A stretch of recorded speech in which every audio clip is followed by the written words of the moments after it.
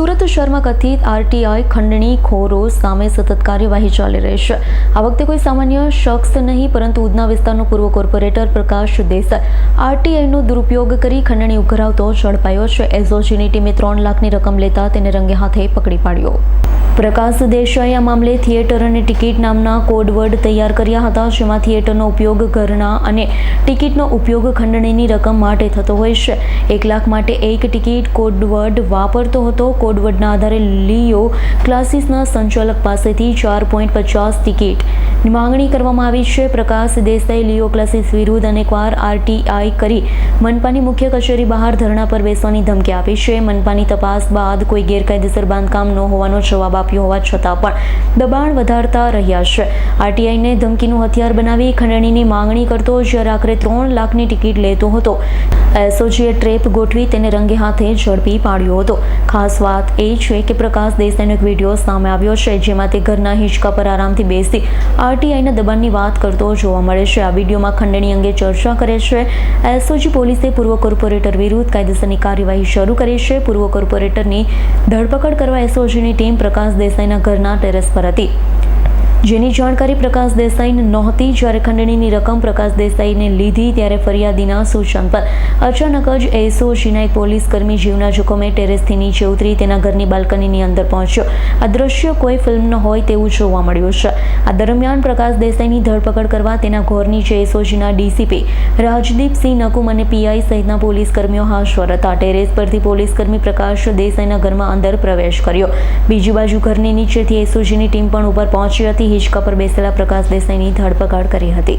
જી sir, Udhna police station ખાતે જીગરભાઈ કથિરિયા, જે પોતે લિયો ક્લાસીસના સંચાલક છે, એણે આવીને ફરિયાદ નોંધાવી હતી કે એમને પ્રકાશ દેસાઈ નામના એક પૂર્વ કોર્પોરેટર છે, એ એમના વિરુદ્ધ વારંવાર અરજીઓ કરે છે અને આ અરજીઓ ફાઇલે કરાવવા માટે અને વધારે અરજીઓ ન કરાવવા માટે એમની પાસે ખંડણી માંગેલ હતી, જેને કારણે તેઓએ પોતાના વિડીયો રેકોર્ડિંગ કરી અને પૈસાની અમુક 3 લાખ રૂપિયા જેટલા રકમ એણે આ પ્રકાશ દેસાઈને આપી હતી અને ત્યારબાદ એમણે ફરિયાદ નોંધાવી હતી।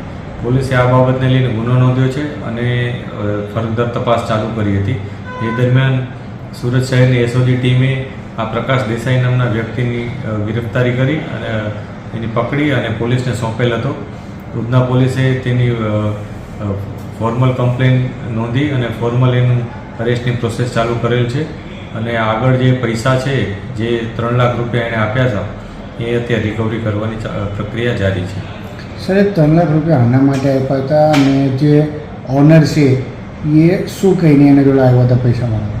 જે પ્રકાશ દેસાઈ છે એ પૂર્વ કોર્પોરેટર છે, એણે જે ઓનર છે જીગર કથિરિયા, એને એવું કીધું હતું કે તમે આ જે લિયો ક્લાસીસ ચલાવો છો તેમાં 4થો માળ ગેરકાયદેસર છે અને એના માટે હું તમારા વિરુદ્ધ અરજી કરું છું અને જો તમે આ અરજી ફાઇલે કરાવવા માંગતા હો અને હું તમને વધારે પરેશાન ન કરું એમ કરવા માંગતા હો તો તમારે મને 10 લાખ રૂપિયા આપવા પડશે। આ પ્રકારની શરૂઆતની એમની માંગણી હતી। ત્યારબાદ ઘણા સમય સુધી આ બંને વચ્ચે કોઈને કોઈ બાબતે વાટાઘાટો ચાલતી હતી। એ દરમિયાન એક એમના ઓળખીતા પરિચિત વ્યક્તિને પણ એ લોકોએ વચ્ચે સામેલ રાખ્યા અને છેવટે એ લોકોએ 6.5 લાખ રૂપિયા દેવાનું નક્કી કર્યું હતું, જેમાંથી 3 લાખ રૂપિયા એ લોકોએ અત્યારે આપવાની બાબત આ લોકો ફરિયાદીએ જણાવી હતી અને આજરોજ ફરિયાદીએ 3 લાખ રૂપિયા પોતાના મોબાઈલમાં રેકોર્ડ કરી જે બંડલો આપ્યા હતા એ બંડલો રેકોર્ડ કરી અને 3 લાખ રૂપિયા જે આરોપી છે એને આ સોંપ્યા હતા અને આ 3 લાખ રૂપિયાની રિકવરી અત્યારે ચાલુ છે। ને આ ફિરોઝ છે ને, ફિરોઝ મારો ભત્રીજો, મારી જાતના દિવાળી પર મોસડીના પર વિશ્વાસની ગુણ માતાજી તારી ખૂબ એવી યાદ હોય। હા, છે ને? અચ્છા, આ માણસ ઘોડાજી છે, ખાનદાન ઘોડો છે, એને લીધે જ આ કામ કર્યું। એ શૈલેષ આબર મળી ગયો અને કોઈ અંદર પોતાનો અંદર સ્વાર્થ નહીં। બીજું એને કેટલા ફોન કર્યા હોય બધા, 2 જગ્યા ફોન કર્યું હતું મારા, ત્યાં એને ડિસ્ટર્બ કર્યો। આને તો કેટલા ડિસ્ટર્બ કર્યો, શૈલેષે બહુ વાર ડિસ્ટર્બ કર્યો। શૈલેષ પટેલ કરી છે, પપ્પાના ફ્રેન્ડ। હા, મેં કીધું ભાઈ હું આવીને વાત કરી કોમ્પ્યુટર વાત નથી કરી. એ 7.5 ટિકિટમાં નક્કી કરેલું કે તમે હું કરો 7.5 નથી મેં કહું ભાઈ મારો ભત્રીજો આવેલો એટલે મારે બધું બહુ ગણતું મારી યારે કોઈ કેટલી ટિકિટમાં નક્કી કરવાનું મને વધારે મજા આવે તો મારું ક્યાં માન રહે છે હવે તમે એ તો હમણાં એનો નક્કી કરે. તો હું હવે આવ્યો છું તો હવે મને ક્યાં થાય મારી સાથે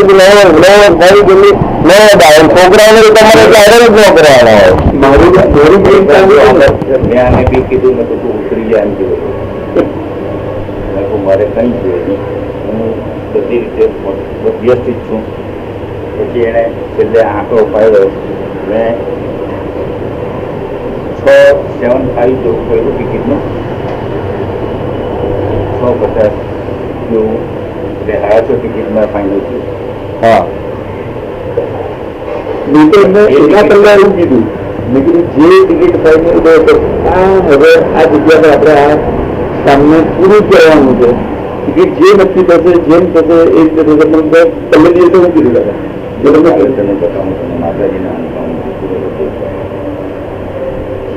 કાલે તારો ફોન આવ્યો ને જ્યારે ગોળાદરા ટ્રાફિકમાં જવા કરતો હતો મેં તને કીધું કે નહીં કીધું ખબર ના મને કીધું ને પેલો પાવર મિલો તો ત્યાં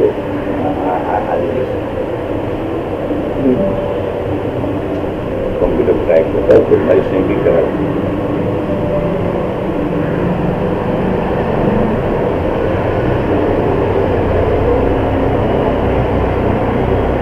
આને લીધે કહ્યું મેં મારા પપ્પાને કે બધા સ્વભાવ થયો મારે તમને નોકરી મારે એમને નોકરી એવી આવે છે તમે સમજો મારે કેવું છે બાપા અમુક એમના નેચર પ્રમાણે થોડુંક વિરોધ ને કહ્યું કે એને કે સંબંધ હા. સુધરવું પણ હવે કાકા હવે લગન આપણે જીગરભાઈની હાથે આપણે કોઈ બી નાનું મોટું એટલે મેં એવું કીધું કે તમારું પણ છે ને તમે અડધી રાતે પ્રકાશ કાકાને ફોન કરજો મારી વાત જ છે તને બધું આમાં આ થોડું છે જોન બધું મારો પાવર